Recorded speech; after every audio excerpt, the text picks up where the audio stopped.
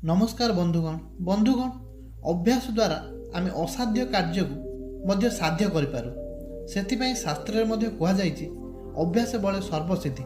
जदि आम शैशव अवस्था वृद्धावस्था पर्यंत किसी खराब कार्य को आम अभ्यास परिणत करते आम जीवन सारा से अभ्यास आम निंदित होगा, कष्ट पाइबा और दंड पाइबार आशंका रहिबो। ठीक सेहीपरि जदि आम शैशव अवस्था वृद्धावस्था पर्यंत किसी भल कार्य को आम अभ्यास परिणत करते आम जीवन सारा से अभ्यास प्रशंसित होगा, आनंद पाइबा, पुरस्कार आम पाइपारू।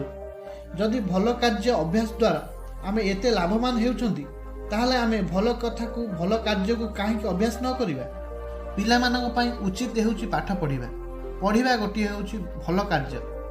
आमे भल पढ़िया पई अभ्यास करिबा उचित।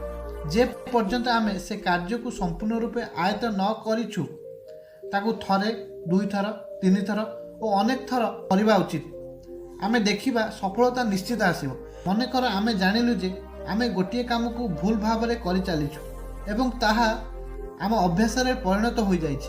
से भूल अभ्यास को त्याग करी और ठीक जहाँ ताकू अभ्यास करी धीरे धीरे ठीक कामटी पुणी आम अभ्यास परिणत हो। उदाहरण स्वरूप गोटे छोट शिशु जेतेबेले चलिया प्रथम चेष्टा करे से बारंबार तले पड़ी थाए, अनेक बार तले पड़ी थाए, थरे नुहे अनेक बार पड़ा पर से आस्ते आस्ते दुई गोड़े चली थाए, शेष से सफल होता है। से शिशु को प्रथम चलिया बहु असुविधा होइथिबो किंतु से बारंबार पड़ी पड़ी चलिबार अभ्यास शिखी थाए। ठीक सेमिति जेकोसी भल अभ्यास प्रथमे प्रथमे आमको असुविधा हेबो किंतु अभ्यास द्वारा धीरे धीरे 2 मास मध्य आमे से अभ्यास अभ्यस्त हो पारिबा।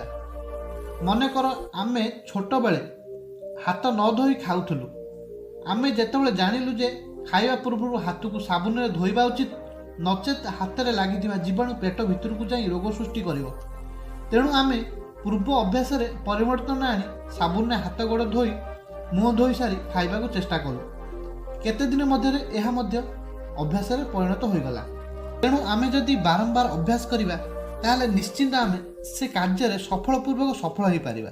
परि आमर अनेक भूल अभ्यास आमर हो सारी सेगुड़िक बदलाई ठीक अभ्यास आमे जे पर्यंत अभ्यस्त न होइछे से पर्यंत आमे पुनर्बार बारंबार अभ्यास करिबा उचित। दर्शक बंधु, मोर आशा आमे प्रत्येक भल कार्य को आमे बारंबार अभ्यास करिबा उचित, जहा द्वारा आमे समाज रे प्रशंसित होबा, आनंद पाइबा, पुरस्कार मध्य आमे पाइबा।